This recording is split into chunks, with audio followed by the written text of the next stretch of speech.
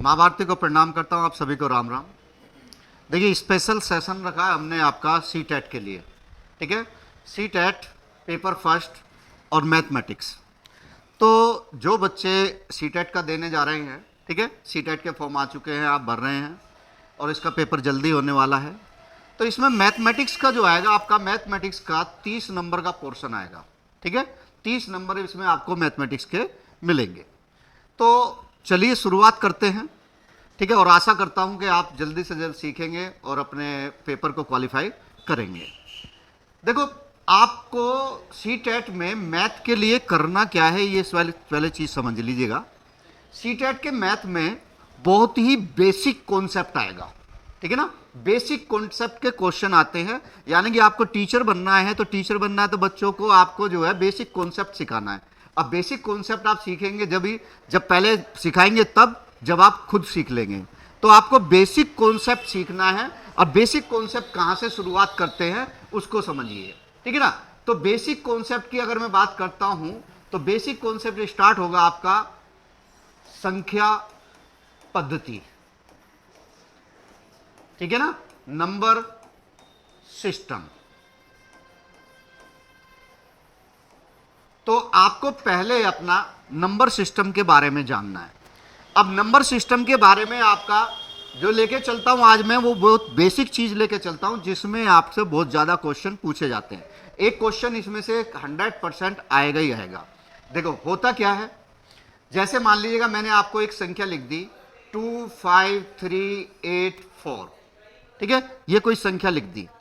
अब ये संख्या को आप पढ़ेंगे कैसे? ठीक है ना, इसको पढ़ना कैसे है, इसमें 3 चीजें आपको पढ़नी है। एक तो होती है आपका प्लेस वैल्यू, ठीक है ना, और एक होती है आपका फेस वैल्यू, और तीसरा होता है केवल प्लेस, यानी कि स्थान। 3 चीजों पे आपको याद रखना है। एक हो गया आपका स्थानीय मान, एक हो गया जातीय मान,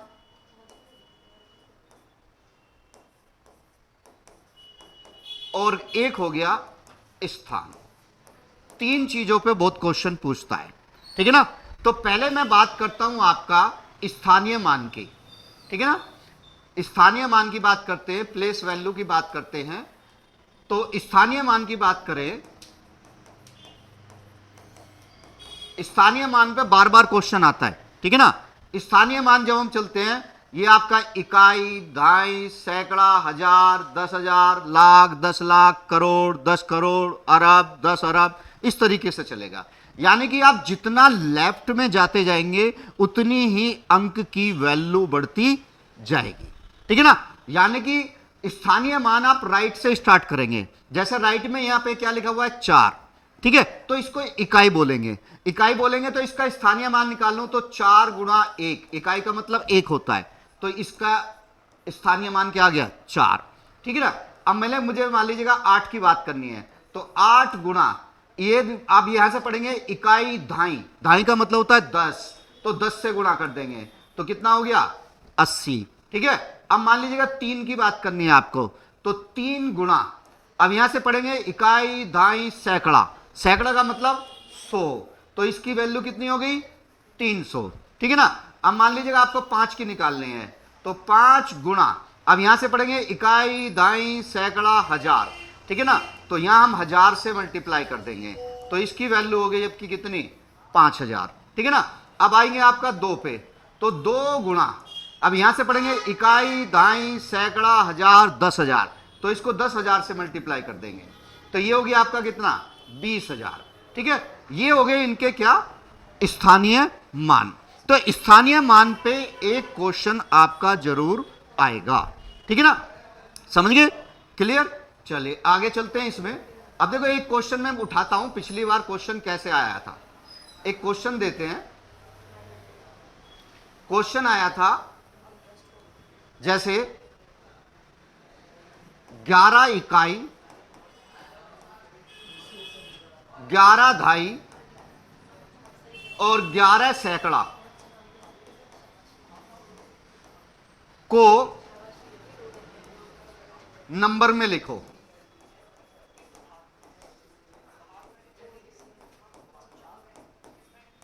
ठीक है ना। क्वेश्चन था 11 इकाई, 11 धाई और 11 सैकड़ा, इसको आपको किस में लिखना है, नंबर में लिखना है, ठीक है ना। अब जो पैटर्न हमने चालू किया उसके करिएगा। इकाई की बात कर रहा है, 11 इकाई, तो 11 गुणा, इकाई का मतलब कितना होता है, 1, तो इसको 1 से गुणा कर दो, तो कितना हो गया, 11।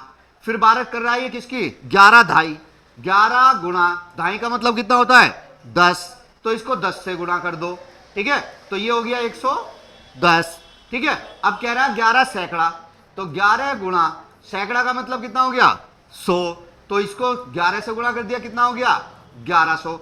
अब इन तीनों को आपको क्या कर लेना है, प्लस कर लेना है, जोड़ लेना है, ठीक है ना। अब जोड़ेंगे कैसे भाई, 1100, उसके नीचे 110 और उसके नीचे क्या, 11, तो 1 2 2 1, तो आपका फाइनल आंसर क्या आ गया, 1221, ठीक है ना।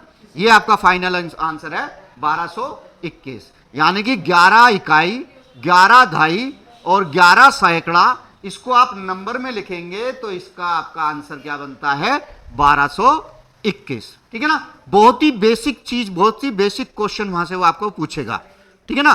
बेसिक क्वेश्चन की बात करेंगे बस हमसे।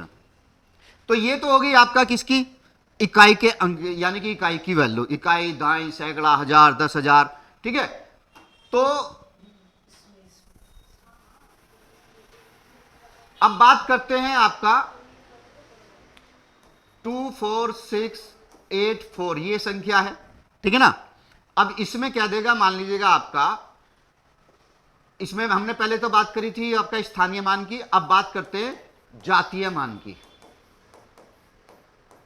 ठीक है ना। जातीय मान क्या है, अब जातीय मान की बात करते हैं। जातीय मान का मतलब होता है जो जैसा दिखाई दे रहा है वो वही होगा, उसको बोलते हैं जातीय मान। जैसे अब बात कर रहा है इसकी, हमने माना है इसका जातीय मान निकालना है, ठीक है ना। इसका जातीय मान निकालते हैं तो यहां अब यूनिट प्लेस नहीं लगाना, इकाई का अंक नहीं लगाना है। जातीय मान क्या लिखा हुआ है, 4, तो इसका जातीय मान 4 है।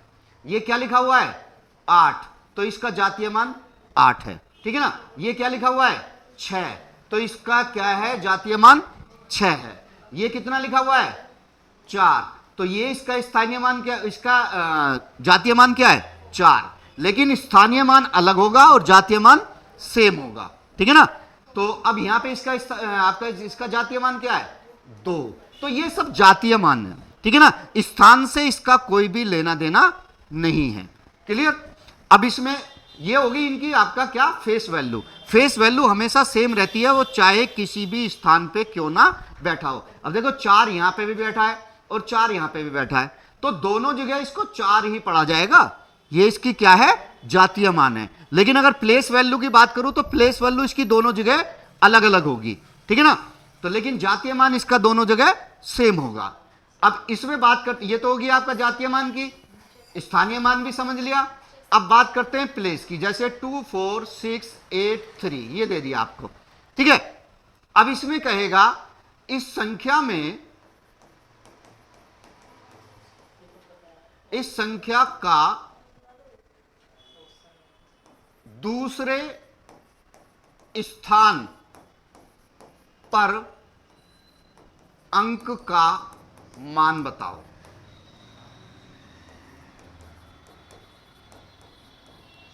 ठीक है ना, इस संख्या में दूसरे स्थान पर जो अंक है उसका मान बताना है। अब जब स्थान की बात करते हैं तो आपको याद रखना है कैसे पढ़ेंगे इसको। देखो जब मैं बात करता हूं प्लेस वैल्यू की तो आप इधर से स्टार्ट करते हैं, इकाई, दाई, सैकड़ा, हजार, 10,000, ठीक है ना। जब आप जातीय मान की बात करते हैं तो कहीं से स्टार्ट नहीं करना, आपको बस वो देखना है केवल है कौन क्या है, ठीक है ना।